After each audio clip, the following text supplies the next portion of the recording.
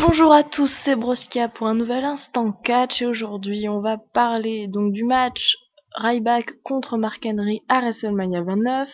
Je vais reparler du match et de la rivalité Cena contre The Rock à WrestleMania 29. Oui, on va pas mal parler de WrestleMania. Et je vais finir par parler des matchs des divas à la WWE, ce qui n'a pour le coup aucun rapport avec WrestleMania. Donc on commence par le match Mark Henry contre Ryback à WrestleMania. Alors il y a pas mal de choses à dire sur ce match. Déjà, moi j'aime pas Ryback, j'aime pas Mark Henry, mais, il y a toujours un mais, je pense que ça va être très intéressant à regarder. Ça va être un match très intense, un super rapport de force, c'est deux mastodontes. Je crois qu'actuellement avec le Big Show c'est plus musclé à la WWE. Et j'ai hâte de voir ce que ça peut donner, en sachant que Mark Henry a quand même beaucoup plus d'expérience que Ryback. Franchement, j'ai hâte. Par contre, il y a un truc qui me perturbe, c'est d'où est-ce qu'elle vient, cette rivalité? Elle sort de nulle part. D'un coup, il y a Mark Henry qui a décidé qu'il allait observer Ryback. Et voilà. Non. J'aimerais comprendre en fait comment travaillent les scénaristes de la WWE. Ils sont tous bourrés quand ils font ça ou qu'est-ce qui se passe? Bon, leur réunion, je m'imagine un peu ce que ça doit être. Ça doit être très bizarre. À mon avis, là, pour cette rivalité, ça a dû un peu se passer comme ça. Ouais, alors, Ryback, qu'est-ce qu'on fait de lui pour WrestleMania? Parce qu'il faudrait quand même qu'on le mette dans un petit match, hein. Je pense qu'il le mérite, on est tous d'accord. Il a fait une super année, tout ça, hein. Allez. Bon, si vous avez une idée, hein. Oui, vas-y, Jack, parle.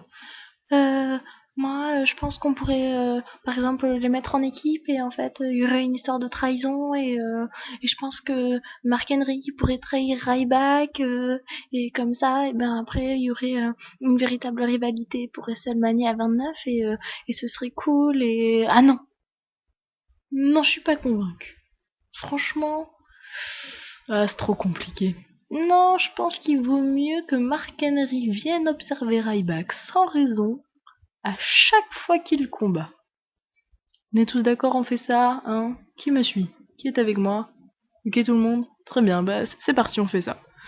Mais, mais monsieur, mais c'est incompréhensible et ça n'a aucune logique. Oui, je sais ça. On s'en fout. Les fans de la WWE sont totalement cons de toute façon. Donc voilà, à mon avis, ça s'est passé à peu près comme ça.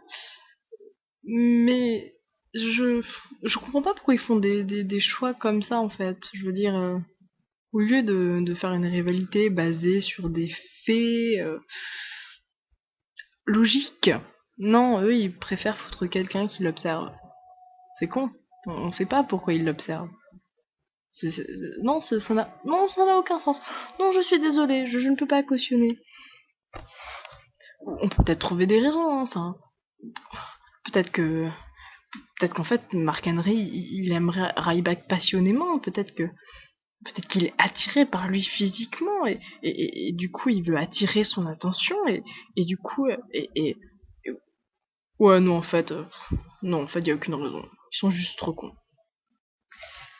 Voilà, donc ça va être un match intéressant, c'est juste que la rivalité n'a aucun sens. Après c'est cool qu'il soit à WrestleMania, hein. Je veux dire Mark Henry ça fait 15 ans qu'il attend d'avoir son WrestleMania moment.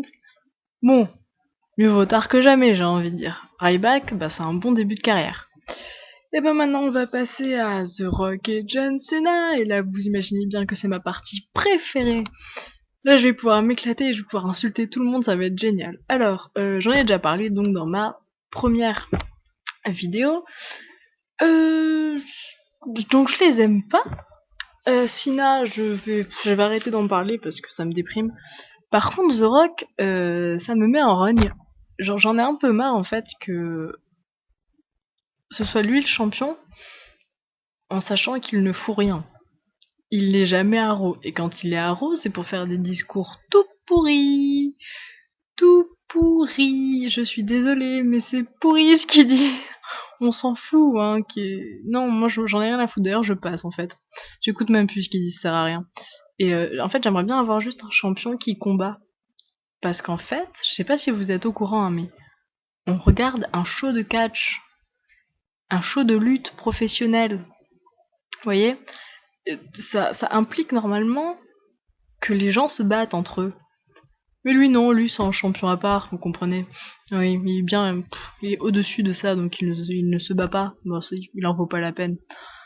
Donc voilà, donc ça me saoule, hein, en sachant que CM Punk a été champion plus d'1 an, qu'il a combattu quand même à Raw toutes les semaines, et parfois à SmackDown, et au pay-per-view, tout ça, et lui il fout rien, et c'est censé être le champion du peuple, laisse-moi rire. Bref, sinon qu'est-ce que je veux dire? Oui, je voulais dire que pour cette année, je suis plutôt contente parce qu'en fait, ils ont pas tellement surenchéri sur le match Rock Cena. Enfin, personnellement, je trouve que par rapport à l'année dernière où toutes les semaines, on avait au moins 2 discours du Rock et 2 discours de John Cena, des vidéos, des photos, des trucs bidons, enfin bref, voilà. Bah cette année, ça s'est vachement calmé en fin de compte. Je trouve qu'on n'a pas eu tellement de choses. Ça n'empêche que ça risque d'être un match de merde. Bref, passons au 3e point de cette vidéo, les divas de la WWE. Alors, je le dis de suite, j'aime pas du tout les divas. J'aime pas ça. Non, ça peut pas. C'est pas qu'elles savent pas catcher ou non, c'est juste que la WWE ne les exploite pas, je veux dire. Quand je vois par exemple Sarah Del Rey, qui est, pour ceux qui ne le savent pas, pour ceux qui sont totalement incultes, c'est une catcheuse de la Ring of Honor et qui entraîne actuellement les divas de la WWE. Bah elle, je l'ai vue catcher et sérieusement, bah c'est beau. C'est juste magnifique, il y a rien à dire sur son catch, c'est parfait. Et voilà, elle peut catcher contre des mecs, y a pas de problème, elle les gère d'ailleurs, et elle peut catcher pendant 30 minutes sans problème. Et franchement, quand je vois un match de diva à Raw ou à SmackDown qui dure 30 secondes chrono en main, bah ça me déprime. Y a aucun enjeu dans la section des divas, y a rien. Kaitlyn, elle est championne, mais franchement, ok, y a Tamina qui regarde un peu son titre. Franchement, j'aimerais bien que Tamina soit championne. C'est pas que j'aime pas Kaitlyn, mais elle a pas l'étoffe d'une championne, elle fait rien. Tamina, elle est méchante. Enfin, elle est méchante, entre guillemets. Mais voilà, je pense que ça pourrait redorer un peu l'image des divas. Elles ont tout un côté Barbie qui me dérange énormément. En plus, maintenant, il y a pratiquement plus de catcheuses. Et elles sont toutes parties. On se demande pourquoi. Non, vraiment, je trouve qu'il y a un truc à faire pour les divas. Il faut absolument changer ça. Faut en trouver de nouvelles, franchement. Bon, à NXT, il y a Paige. Paige, elle est géniale. J'ai vu des matchs d'elle. Et franchement, ceux qui l'ont pas vu, je vous invite à regarder. C'est une belle promesse pour des bons matchs. Voilà, bon ben, je pense que cette vidéo est maintenant terminée. Je vous donne rendez-vous la semaine prochaine, normalement, pour parler de WrestleMania 29 et des résultats qui seront peut-être exceptionnels, je ne sais pas. Et si je peux arriver à avoir des petites images, enfin des vidéos plutôt, j'en mets. Donc voilà, donc écoutez, commentez, partagez, abonnez-vous, faites ce que vous voulez. Et voilà, donc je vous dis à la prochaine fois.